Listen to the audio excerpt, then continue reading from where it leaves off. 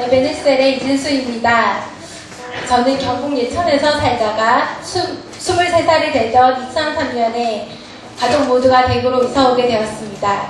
유년기 동네 교회 다니는 친구를 따라 띄엄띄엄 교회에 다니다가 17살이 되면서 꾸준하게 교회에 갔습니다. 사람들이 좋고 찬양하는 것이 좋았을 뿐 복음에 대해서 아무도 전해주지 않았습니다. 그런 저에게 하나님은 어떤 사건을 통해서 복음을 들고 저를 찾아오셨습니다. 고3이 되던 해 5월달에 고민 상담하기 위해 목사님을 만나러 교회에 왔다가 교회에 오신 행인에게 성추행을 당하는 일이 일어났습니다. 성폭행까지 갈 수 있는 상황이었지만 하나님께서 지혜를 주셔서 그 상황을 모면할 수 있었습니다. 마음은 다쳤지만 몸은 털끝 하나 다치지 않게 보호하셨습니다. 이 일을 통해 믿음이 없는 자녀임에도 눈동자처럼 지키시고 보호해 주심을 깨닫고 믿음이 자라날 수 있는 기회가 되었습니다. 수치심과 놀람, 두려움, 나 자신에 대한 연민 속에 있던 저는 언니가 초대한 수련회에서 친히 나무에 달려 그 몸으로 나의 죄를 감당하셨으니 이는 나로 죄에 대하여 죽고 의에 대하여 살게 하려 하심이라.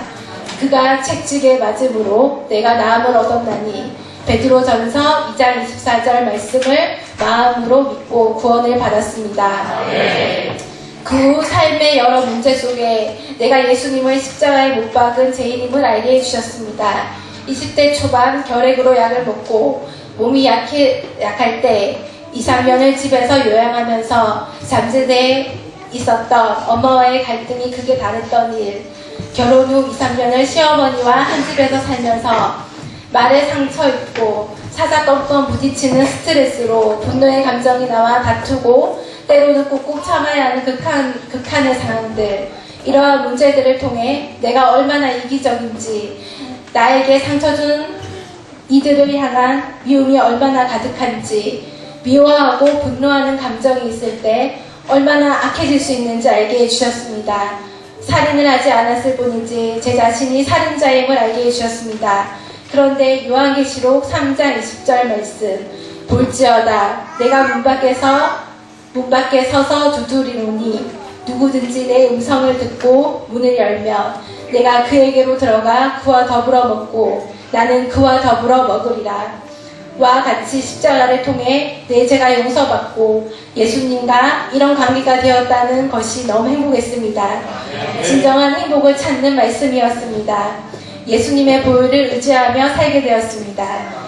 그 이후 크고 작은 일들을 통해 나의 한계와 교만함과 여러 가지 모양의 고난으로 십자가를 분명히 알게 또 기다리시고 끝까지 사랑으로 책임지시는 하나님 아버지를 알게 해주셨습니다. 제가 다니던 교회는 선교단체로 있다가 교회로 세워진 지는 10년 정도 된 교회였습니다.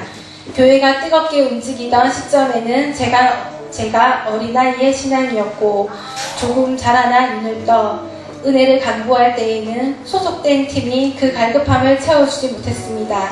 소속된 팀에서 그들과 교제하고 싶었지만 다들 간호사라서 주일에 근무를 가고 나면 혼자 생일 시간에 그냥 아이를 데리고 왔다 갔다 하며 시간을 보냈습니다.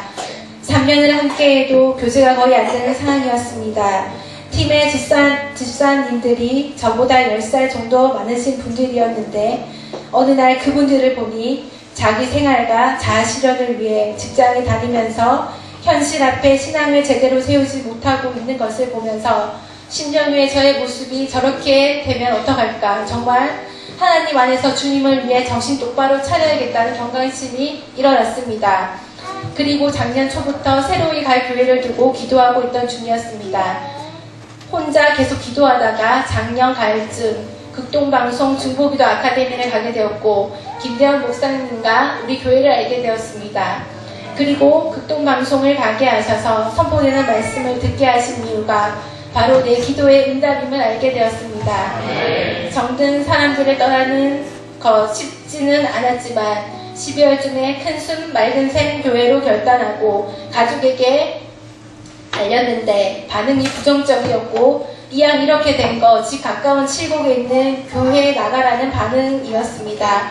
저는 요동하지 않고 남편이랑 허심탄회하게 이야기를 하면서 극동방송 강의에서 들은 김대현 목사님의 일화를 이야기해 주었습니다.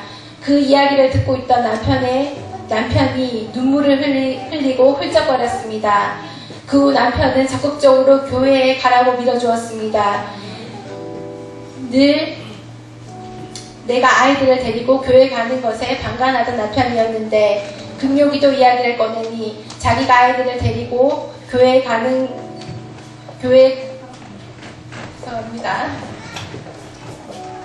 금요기도 이야기를 꺼내니 자기가 태워주고 마칠 때까지 근처에서 운동하고 있다가 마치면 집에 가자고 하고 주일날에도 본인이 가는 것도 아닌데 나가는 시간을 맞춰 준비하는 모습을 보며 하나님이 여기로 인도해 주심을 더욱 확신할 수 있었습니다.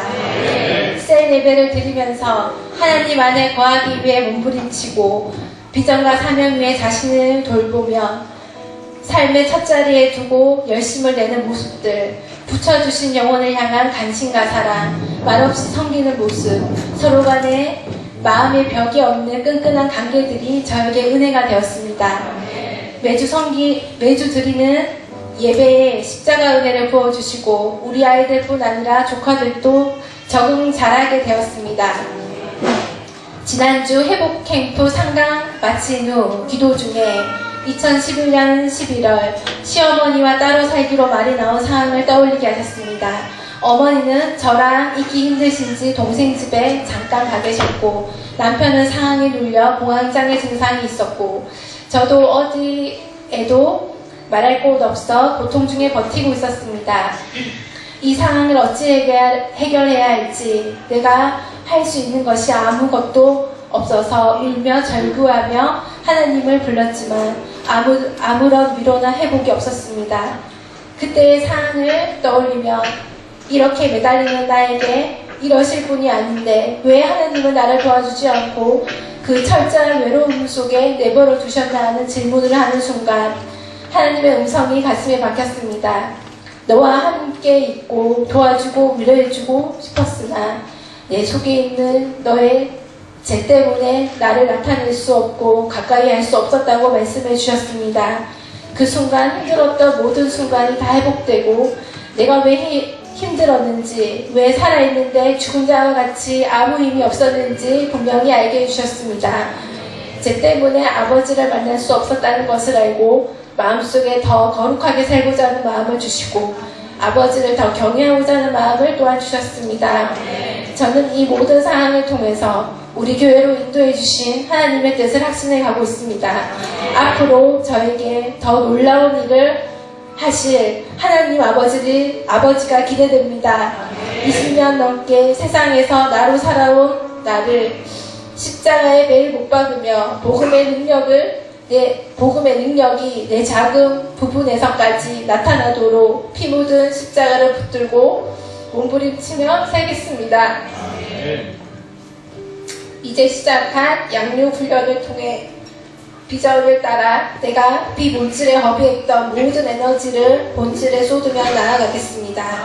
여기까지 인도하신 주님께 감사와 영광을 올려드립니다.